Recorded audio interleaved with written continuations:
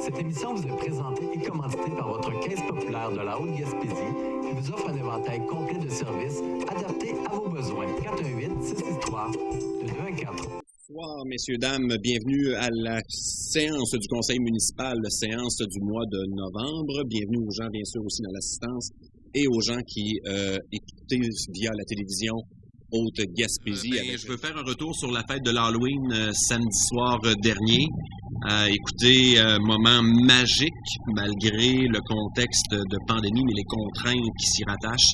On a un groupe de citoyens engagés et dynamiques qui, l'an passé, avaient organisé la fête de l'Halloween, qui avait été un franc succès. Mais ils ont dû se réinventer, bien sûr, et puis nous ont offert toute une fête pour les enfants, mais aussi pour les plus grands. Je vais vous dire qu'il y avait beaucoup d'heures de travail dans ce que vous avez pu voir pendant le circuit samedi soir dernier. Félicitations à chacun d'entre vous. Petit point sur les parcs éoliens. Vous savez, je suis le président de la Régie intermunicipale de l'énergie Gaspésie, les îles de la Madeleine. Depuis quelques années, depuis 3 ans, Saint-Anne-des-Monts récolte au-delà de 200 000 $ en retour de leurs actions dans des parcs éoliens. Il y a un 4e parc qui va voir le jour d'ici 2 ou 3 semaines, qui est le parc éolien Dune du Nord, situé aux îles de la Madeleine.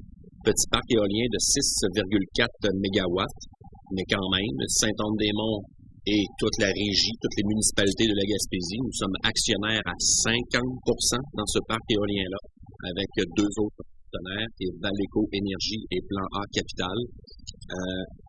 L'arrivée du nouveau parc éolien qui devrait être mis en service d'ici 2 ou 3 semaines. Il y en a une qui est complétée, l'éolienne. La deuxième, il reste 2 pales à faire l'installation. Donc, l'arrivée de la mise en service commercial du parc éolien du Nord va rapporter 500 000 $ supplémentaires à la Gaspésie et les îles. Donc, concrètement, pour Saint-Anne-des-Monts, c'est un 35 000 $ supplémentaire qui va entrer dans les coffres dès l'an prochain pour l'année 2021. Alors, bienvenue à notre nouveau petit parc éolien du Nord. Voilà. Ce qui fait le tour un peu des points d'information. Nous allons maintenant à la portion administration, à 5.1. Autorisation de signature du protocole d'entente entre la Ville et le Centre de plein air de la Haute-Gaspésie. Donc, vous avez vu passer au printemps, on a fait un partenariat, là, le Centre de plein air. Il y a un groupe de bénévoles là aussi engagés. Et puis, on avait des problèmes énormes là de dameuses, le fameux BR. Donc, le conseil de ville s'est mis d'accord que actuellement, c'est une activité. Le Centre de plein air a vécu un hiver extraordinaire l'an passé. Beaucoup d'adeptes s'y ont mis. C'est un petit centre de ski familial. Alors, on a signé un protocole d'entente qu'on va entériner ce soir par résolution, où ce que la Ville de Saint-Anne-des-Monts s'engage à remettre 50 000 $ par année à l'OBNL qui opère le centre de plein air. Mais ça inclut l'achat du BR. Donc, le BR, concrètement, c'est l'OBNL du centre de plein air qui en a fait l'acquisition, l'achat. Nous, le montant d'argent va servir à ce qu'eux prennent leurs responsabilités puis qu'ils acquittent leurs factures et d'opérer le centre de plein air. Donc, honnête de tenir le centre de plein air à Saint-Anne-des-Monts grâce aux bénévoles et à la Ville de Saint-Anne-des-Monts. C'est 50 000 $ dorénavant que la Ville va envoyer pour maintenir l'infrastructure en marche. Alors, quelqu'un propose pour entériner le protocole d'entente. Benoît Thibault, merci. 5.2, mandat à maître Jean-François Roy concernant l'infraction au 314 route Lavoie.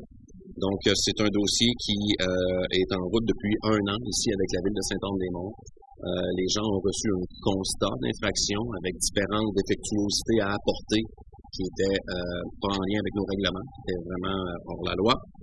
On avait un engagement de la part des propriétaires qu'en juin dernier, que tous les travaux seraient tous comblés, faits. Et on a fait une petite visite récemment. Aucun travaux n'a été effectué. Alors, on parle entre autres du système d'égout, alors de fosses septiques. Ça, nous, on a l'obligation de faire observer beaucoup. Je pense que c'est la loi Sylvie R2, Q2, je sais pas trop, là. Q2, R22. Alors, voilà, on prend des procédures pour rendre les travaux où les gens puissent faire les travaux pour se rendre tout conforme à la réglementation ambiante. Alors, quelqu'un propose. Jacques Letourneau. 5.3. Reconnaissance d'Exploramer aux fins du programme d'assurance de dommages de l'Union des municipalités du Québec. Donc, ça, c'est un point qu'on revoit quasi à tous les mois. C'est des OBNL qui peuvent... je me reprends. La Ville de Saint-Anne-des-Monts, elle est membre d'un volet assurance pour les OBNL qui sont sur leur territoire auprès de l'Union des municipalités du Québec. Alors, toutes les OBNL, je vous invite à faire des vérifications pour voir si vous ne pourriez pas avoir une réduction de votre prime d'assurance. Puis la plupart des gens qui y ont adhéré ont sauvé plusieurs $100. Donc, je pense que c'est important. Ils sont mieux dans nos poches à nous, selon moi. Alors, ce soir, reconnaissance d'Exploramer qui va adhérer également à ce programme-là. C'est un programme qui ne coûte rien pour la Ville de Saint-Anne-des-Monts. Alors, mais il faut le faire, il faut reconnaître chaque OBNL qui désire y adhérer par résolution. C'est ce que nous faisons ce soir. Quelqu'un propose? Ariane Lévesque. 5.4. Transfert de bail des stationnements du 117 1er Avenue Ouest à Madame Léa Saint-Pierre et Monsieur Olivier Dion. Donc, c'est un stationnement qui est la propriété de la Ville de Saint-Anne-des-Monts, qui est un immeuble avec une superficie commerciale. Hop, Roger, on a un problème, Houston. Donc, c'est un édifice qui avait un espace commercial, mais qui n'a pas de stationnement. Donc, on prête des aires de stationnement à cette adresse-là. Donc, il semble y avoir prochainement un changement de propriétaire. Et lorsqu'il y a un changement de propriétaire, on doit refaire un bail avec les nouveaux proprios. Alors, on a pris arrangement avec eux, bien sûr, pour reconduire l'entente. Il y a une nouveauté. Avant ce stationnement-là, c'était la Ville qui devait acquitter les services de déneigement. Alors, nous, on trouvait ça un peu injuste, un peu c'était un irritant. Alors, on a contacté les nouveaux propriétaires. On a dit qu'on serait intéressé à renouveler le bail, mais qu'on aimerait enlever la portion que c'est la responsabilité de la Ville. C'est pas encore vendu, mais on prend les devants. Ça sera fait.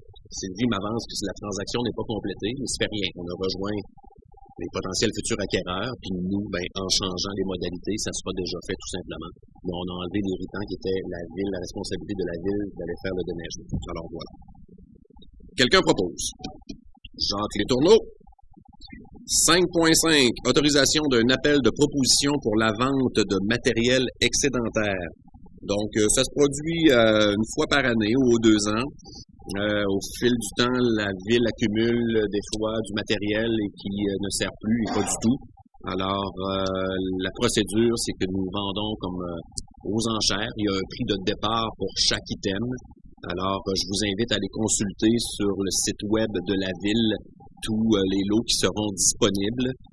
Il y a une date limite qui est le 26 novembre à 14 heures pour déposer vos offres. Donc, vous avez sur le site Internet, vous allez voir, il y a 19 items à vendre actuellement. Il y a un prix de départ pour chaque item.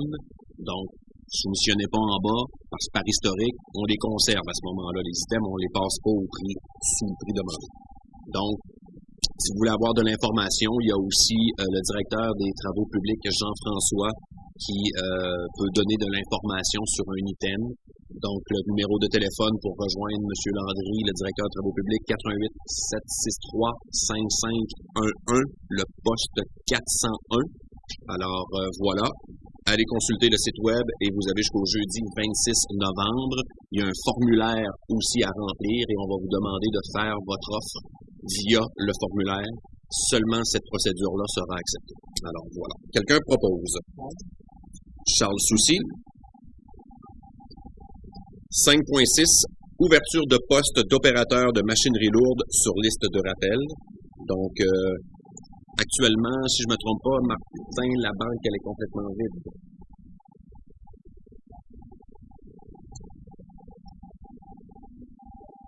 Donc, voilà, il y a des mouvements de personnel actuellement. Il y a un poste de contremaître qui est en route, l'appel de candidature a été terminé.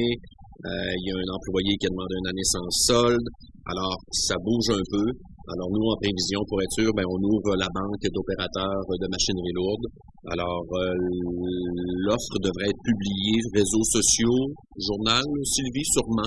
Je ne sais pas s'il y a une date, j'ai pas lu. L'entrée en poste est prévue pour le lundi 30 novembre. Donc, l'affichage, c'est d'ici, ça va commencer maintenant. La fin de l'affichage sera le vendredi 13 novembre. Donc, ça donne 2 semaines pour venir porter vos CV. Alors, par courriel, candidature@villasadm.net et sinon par la poste avec, bien sûr, aller sur le site web, les adresses. Alors, on serait prêt à vous accueillir. Quelqu'un propose l'ouverture de poste. Merci, Jacques. Les tourneaux. Portion trésorerie 6.1, dépôt des états financiers au 30 septembre 2020. Ce n'est qu'un dépôt. 6.2, approbation des écritures du journal général au 30 septembre 2020. Quelqu'un propose. Marc Portelance. 6.3, approbation des comptes payés et à payer au 31 octobre 2020. Ce sera pas long, Marc, les comptes payés, pas de problème. Ouais, je donne toujours les montants, les chèques. Numéro de chèque 32 590. Au chèque numéro 32 641 pour un montant 1 344 118 $ et 60 sous. Et les comptes à payer au 31 octobre 2020. Chèque numéro 32 642 au chèque numéro 32 740, un montant de 528 623 $ et 50 sous, pour un total de comptes payés et à payer au 31 octobre 2020, 1 872 742 $ et 10 sous. Alors, quelqu'un propose. Marc Portelance. 6.4, aide financière au comité d'entretien de la route Soucy. Donc, depuis quelques années, pour aider la portion de la route Soucy, une aide financière est octroyée via la ville de Saint-Anne-des-Monts au montant de 6 500 $ plus un voyage d'abrasif. Alors, c'est pour adoption ce soir. Quelqu'un propose. Charles Soucy. Nous tombons à la portion règlement 8.1, adoption du règlement 20-902, décrétant une dépense de 6 772 895 $ et un emprunt du même montant, 6 772 895 $ pour la réhabilitation de la piste 1432 et mise aux normes de l'aéroport de Saint-Anne-des-Monts. Vous avez compris que nous avons rejeté la soumission lorsque on est allé en appel d'offres plus tôt cet été. Le prix demandé, le prix de la soumission était au-delà du prix projeté ou budgété. Donc, on avait rejeté l'offre et on voulait se doter d'une deuxième chance de relancer un mécanisme d'appel d'offres pour revoir si on ne serait pas capable de tester d'autres avenues, nous aussi faire nos devoirs à l'interne. Donc, avant, le dossier de l'aéroport, c'est un dossier qui est quand même important et majeur, là, on s'entend. Pas de port de mer en eau profonde, pas de train, il reste l'aéroport. C'est un projet qu'on doit réaliser, mais on ne s'est pas jeté tout de suite à la première occasion avec un dépassement de coût de 1,2 million. Donc, on se dote d'une deuxième chance de voir si on n'est pas capable d'aller rechercher des économies, bien sûr, avant de vous dire qu'on va emprunter des grosses sommes d'argent. Le règlement d'emprunt ce soir, ce qu'il faut comprendre, ça inclut la portion, la mise de fonds de la ville de Saint-Anne-des-Monts et ça inclut le montant du gouvernement, parce que nous empruntons toujours la part du gouvernement. Ce qu'il faut comprendre, c'est que le règlement d'emprunt que nous passons ce soir, c'est de travailler en amont pour être prêt lorsqu'on va passer les appels d'offres, tout simplement. Autre fait vraiment à prendre en considération, c'est que la mise de fonds de la ville de Saint-Anne-des-Monts pourrait diminuer en cours de route. Je vous explique. On emprunte le maximum actuellement, mais si on va chercher des sommes d'argent au surplus cumulé, l'argent des éoliennes qui rentrent ou autre, ben le montant qui sera emprunté via la ville de Saint-Anne-des-Monts et que la facture sera refilée aux contribuables pourrait être ici à la baisse. Donc, il n'y a pas de surprise ce soir. Je répète le montant, c'est quand même important. Les règlements d'emprunt, ce montant-là, on ne pas fait tous les jours. 6 772 895 $, qui est la portion subvention du gouvernement du Québec, parce que nous empruntons toujours pour le gouvernement, et la mise de fonds, ça inclut aussi la mise de fonds de la ville de Saint-Ondet. Alors, quelqu'un propose.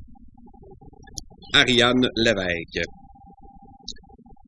8.2, adoption du second projet de règlement numéro 20-903, amendement au règlement de zonage 04-620, modification des usages dans les zones EAF 27, EAF 28, RB2, RB3, CV8 et EAF 26. Sylvie, s'il vous plaît.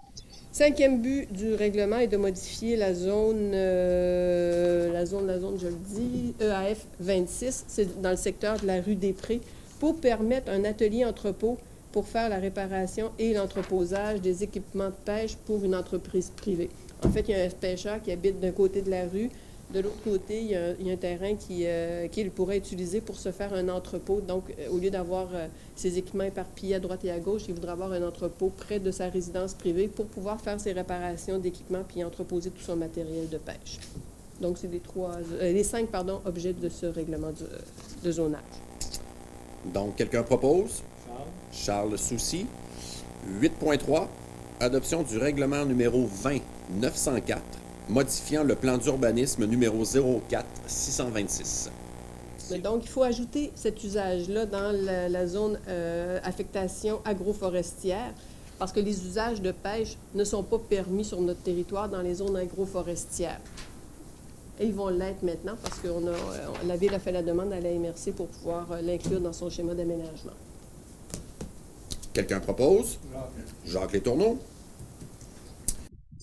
Travaux publics 9.1, mise aux normes de l'aéroport, autorisation de paiement facture 153-22-17 à Stantec.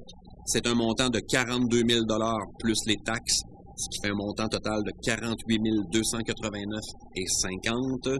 C'était pour la confection des plans et devis, bien sûr, pour la piste de l'aéroport, mais en même temps, ça reste que c'est du matériel qui sert toujours pour le processus dans lequel on se lance bientôt. Quelqu'un propose. Marc Portelance. Loisirs 10.1, contrat d'achat de matériel pour la Maison de la Culture, LSM, 8 000 $. C'est moi, 8 000, c'est ma note. Je m'excuse, je m'en reprends. Contrat d'achat de matériel pour la Maison de la Culture, LSM. Alors, voici l'enjeu. Vous vous rappelez, on achève les travaux, je dis on. Nous sommes à l'aube de recevoir la livraison de la Maison de la Culture qui devrait se faire en début d'année 2021. Ça fait quand même plus d'1 an que nous sommes dans ce dossier-là.